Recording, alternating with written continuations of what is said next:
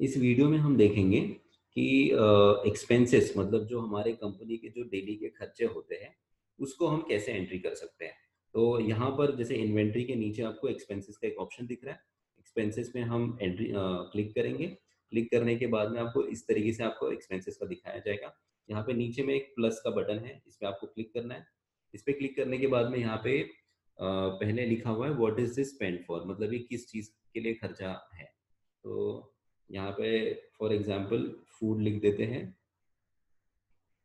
या हम लोग चाय लिख देते हैं कि हमने चाय पे खर्चा किया, कितना अमाउंट मान के चलिए 50 रुपये। और कैश में पेमेंट किया या चेक में किया या नेट बैंकिंग में किया, मान के चलिए कि मैंने नेट बैंकिंग से पेमेंट किया चाय का। बट अभी मैंने नेट बैंकिंग का अगर पेमेंट किया है तो कैसे पेमेंट किया है, मतलब कौन से अकाउंट से पेमेंट किया है।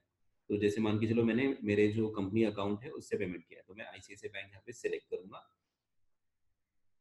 ये सिलेक्ट हो गया। उसके बाद में date of expense by default आज का दिखा रहा है, अब इसको चेंज भी कर सकते हैं। अब यहाँ पे सिलेक्ट कैटेगरी, ये किस कैटेगरी में है। तो ये फूड एंड डाइनिंग, क्योंकि अपन चाय की एंट्री कर रहे हैं तो ये फूड एंड डाइनिंग में आ जाएगा। फूड एंड डाइनिंग में आ गया। अब यहाँ पे कुछ नोट आपको कुछ रिमार्क डालना है, तो आप ये रिमार्क अलग से डाल सकते हैं कि भाई 5 लोगों की चाय। तो आपको याद रहेगा कि भाई ये 50 रुपये किसके लिए खर्चे हुए थे। और अगर आपने जब चाय का पेमेंट किया नेट बैंकिंग से, अगर आप चाय वाले ने अगर आपको रिसीट दिया है तो उस रिसीट की एंट्री आप यहाँ से कर सकते हैं। Add a photo of receipt, यहाँ पे जो प्लस का सिंबल है उस पर आपको क्लिक करना है। क्लिक करने से आप डायरेक्टली इमेज भी कैप्चर कर सकते हैं। कैप्चर इमेज फ्रॉम कैमरा है, यहाँ पे क्लिक करेंगे तो डायरेक्टली आप रिसीट की पेमेंट ले सकते हैं और वो यहाँ पर ऐड हो जाएगा। उस अब इस तरीके से हमने ये एक्सपेंस की एंट्री करी है, इसको हम लोग सेव कर लेते हैं। ये सेव हो गया। अभी हम एक और दूसरी एंट्री करके देखते हैं। फिर से मैं प्लस पे क्लिक करूंगा। अब यहाँ पे देखते हैं फर्नीचर। मैंने कुछ फर्नीचर मैंने खरीदा है, तो मैं फर्नीचर लिखता हूँ यहाँ पे, या फिर मैं लिखता हूँ टेबल। उसके बाद एंटर अमाउंट, मान के चलिए 2000 रुपये का हुआ, हमने कैश में लिया है। सिलेक्ट में जाएंगे, कैश कैश अकाउंट में सिलेक्ट कर लिया। कैश अकाउंट सिलेक्ट करने के बाद में कैटेगरी में जाएंगे। कैटेगरी में कैटेगरी में यहाँ पर हम शॉपिंग को सिलेक्ट कर सकते हैं या फिर अदर को सिलेक्ट कर सकते हैं।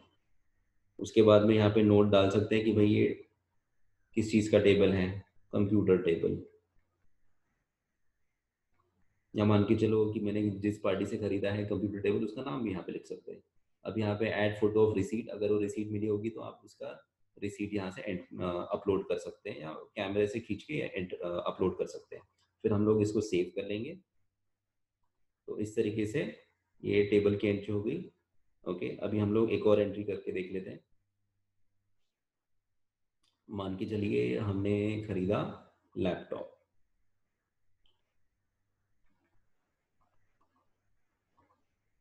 25,000 15,000 का लैपटॉप हो गया मान के चलिए। यहाँ हम कैलकुलेटर लिख लेते हैं। कैलकुलेटर हमने खरीदा कंपनी के लिए और वो हुआ 1,000 रुपये का। कैसे खरीदा, नेट बैंकिंग, चेक, आप इसमें से सिलेक्ट कर सकते हैं। मान के चलिए कैश में लिया, कैश को सिलेक्ट कर लिया, मतलब कौन से अकाउंट से गया है ये पैसा। और फिर यहाँ पे आप कैटेगरी सेलेक्ट कर सकते हैं, इन अदर्स में डाल देते हैं इसे, या फिर आप इसके लिए अलग से कैटेगरी भी बना के रख सकते हैं। यहाँ पे हम रिमार्क में डालेंगे कि भाई लेनो कैसियो का कैलकुलेटर है, तो ये रिमार्क डाल देते हैं। फिर हम लोग इसको सेव कर लेंगे। तो इस तरीके से मैंने 3 एक्सपेंसेस की एंट्री करी है और यहाँ पे ऑल एक्सपेंसेस दिखा रहा है और ये कैटेगरी वाइज एक आपको दिखा रहा है। कैटेगरी वाइज पे अगर हम क्लिक करेंगे तो इस तरीके से आपको ये एक्सपेंसेस दिखाया जाएगा। तो इस तरीके से आप चेक कर सकते हैं कि भाई अदर्स में मेरा क्या खर्चा हुआ है, मैंने फूड एंड डाइनिंग में जो खर्चा किया है वो कितना खर्चा हुआ है। तो इस तरीके से आप ये अपने एक्सपेंसेस भी चेक कर सकते हो। अब आप हर दिन का भी एक्सपेंसेस मैनेज कर सकते हो, दिस वीक भी आपको हो जाएगा, दिख जाएगा।